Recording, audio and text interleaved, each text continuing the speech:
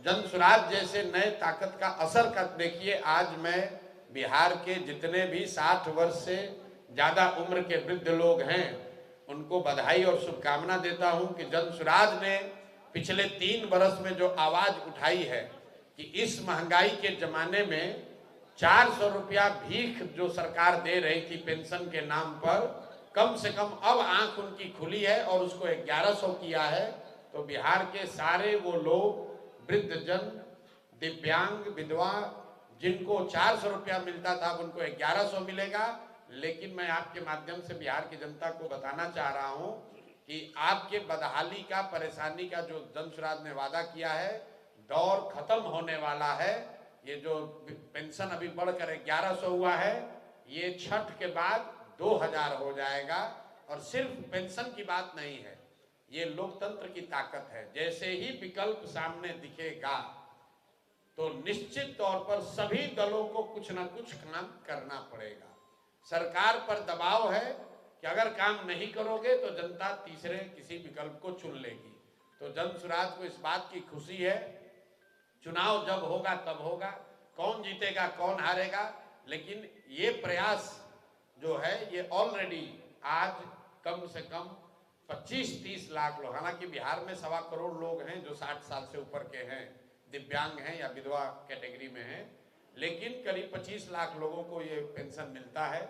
तो उन 25 लाख लोगों के लिए खुशी की बात है कि समाज में सबसे कमजोर और जो गरीब लोग हैं उनको 400 के बजाय कम से कम 1100 मिलने लगेगा।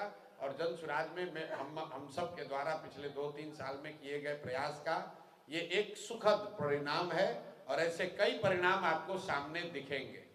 अब हम तो मन से कहते हैं, लालू जी को कहते हैं कि भाई आप किसी यादव, योग्य यादव को राजद का नेता घोषित कीजिए जो आपके परिवार का न हो, हम लोग अब उसका मदद करेंगे। अगर ये तर्क है कि लालू जी ही बिहार को समझते हैं या यादव समाज की सबसे बड़ी आबादी है तो उन्हीं का मुख्यमंत्री होना चाहिए, तो जन स्वराज कह रहा है कि भाई किसी योग्य यादव को आप अपना नेता बनाइए, हम लोग आपके पीछे खड़े हो जाएंगे।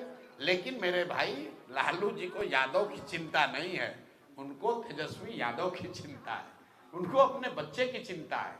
आप लोग जात में फंसे हुए हैं और लालू जी अकेले नहीं है। मांझी जी को अपने बेटे की चिंता है, बहू की चिंता है, समधन की चिंता है। पासवान जी को अपने पासवान समाज की चिंता है। कोई पंडित का नेता है उसको अपने पंडित की चिंता, अपने परिवार की चिंता है। कोई कुशवाहा का, कोई दुसाध का, कोई पासवान का, कोई अति पिछड़ा का, कोई राजपूत का, भूमियार का, जो जिस जाति में पैदा हुआ है।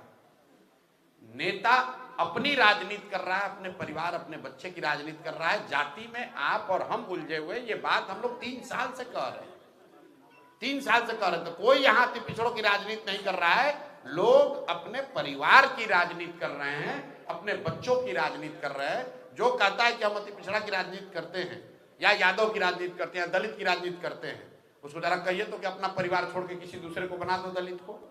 आप चिराग जी हमारे मित्र हैं, चिराग जी किसी दलित समाज के काबिल आदमी को बना तो दें, जरा हम देखें तो। मांझी जी अपना परिवार को किसी को छोड़कर किसी को बना दे मुसहर समाज से, हम लोग मान लेंगे। अरे भाई वो तो अपने परिवार की राजनीति कर रहे हैं। अति पिछड़ा और यादव और फॉरवर्ड और कुशवाहा की राजनीति कौन कर रहा है? कोई नहीं कर रहा है।